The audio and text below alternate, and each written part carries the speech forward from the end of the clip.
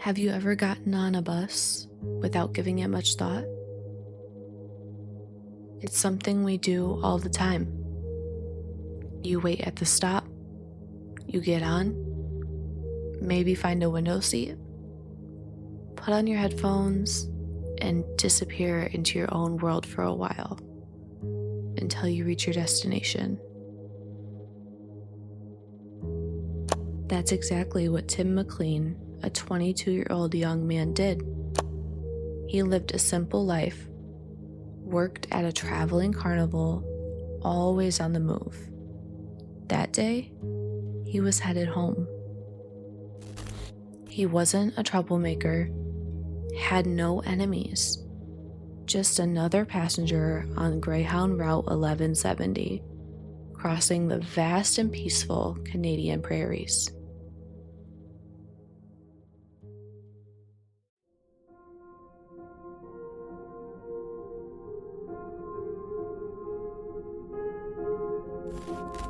Hauntress. The truth hides in the dark. It was summer 2008. The sky was clear. Nothing suggested that anything bad was about to happen. Nothing at all. Tim sat by the window, like he always did, put on his headphones, and drifted away. There's something very personal about that. Listening to music while you travel. It's like the world just fades out. A few seats away, another man got on. Nobody paid much attention to him. He had a shaved head, an empty stare, and carried a black backpack. His name was Vince Lee. At first, nothing happened. The ride was quiet. Passengers slept. Some read. Vince sat at the front, looking straight ahead, not speaking, not moving. But after a while, he stood up. Slowly, without looking at anyone, he walked down the aisle and sat right next to Tim. The kid didn't notice. Still asleep, music still playing. And that's when the unthinkable started to take form.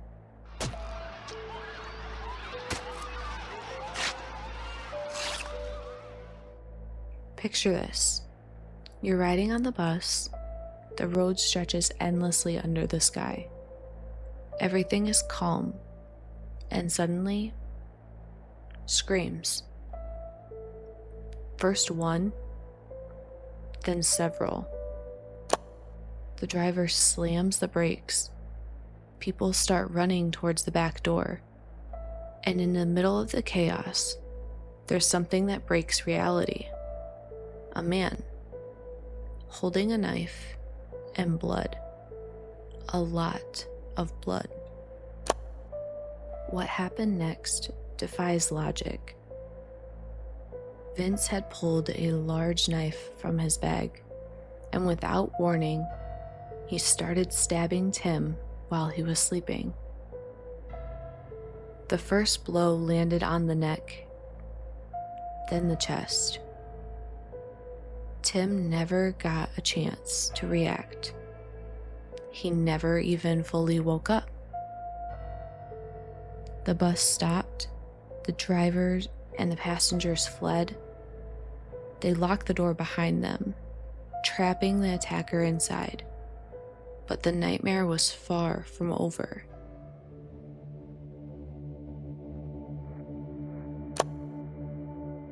From the windows outside, those who escaped saw something unimaginable. Vince kept attacking the lifeless body, again and again, without pause, with silent, methodical violence, as if he wasn't really there, as if he was following orders only he could hear. Then, he lifted Tim's head, literally held it up, and showed it to the horrified passengers outside of the bus. But you still haven't heard the worst part. Because what Vince did next is something that not even the darkest minds could dream up. Inside the bus, the scene became indescribable. This was no longer an attack. It was a ritual of destruction, a performance. And Vince was just the vessel. With the same knife he had used to kill Tim, he began dismembering the body. He removed the organs with precision, held up pieces of the flesh, staring into them as if they held some kind of answer. And then he ate them.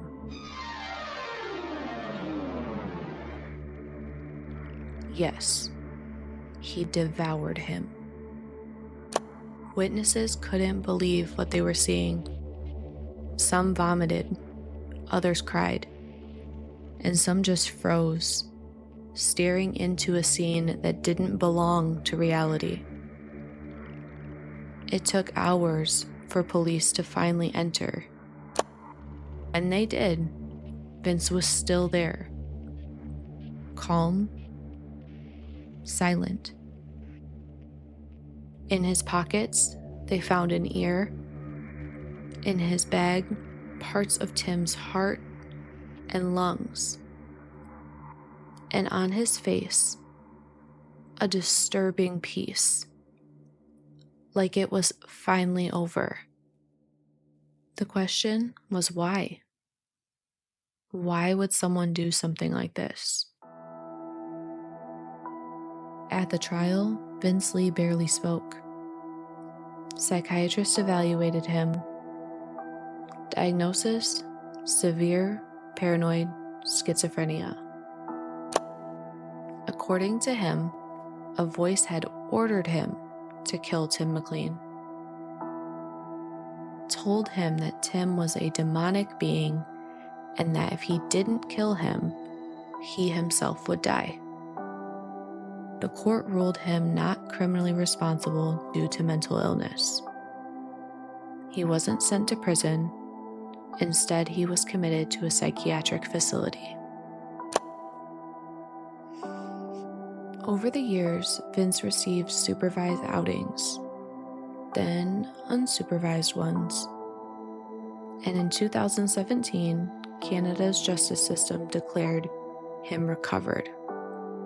He was released. Completely. He now lives under a new name, Will Baker. Meanwhile, Tim McLean remains dead. His mother, Carol, was never the same. She spent years trying to change the laws so that crimes this brutal are never excused, so that the pain of a mother is not erased by a legal loophole. But the damage was done. Her son, murdered and eaten on a public bus, never came home, and his killer walks free. Now I want you to think about something. Tim was asleep. He never saw the attack coming. He didn't hear threats. He didn't beg. He never had a chance. In that seat, next to the window, lay the final traces of a young life. Joyful, full of promise.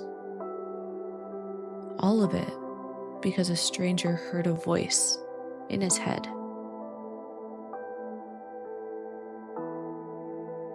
What kind of system allows this to happen? What kind of justice releases a man who devoured another human being without remorse. Sometimes the real monsters aren't in movies. They don't hide under your bed. They're sitting next to you in an ordinary seat, just waiting for a voice only they can hear.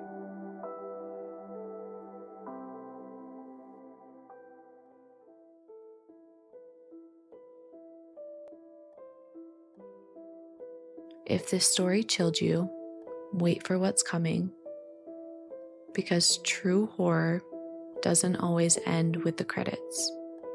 If you made it this far, thank you. Not just for watching, but for feeling something, for letting yourself witness what many prefer to ignore. This isn't just a case, it's a dark reflection of what we're capable of and what the system sometimes allows to slip away. Tim McLean didn't deserve to die like this, and you don't deserve to forget. If this story shook you, share it. Not for views, but so his name keeps on living.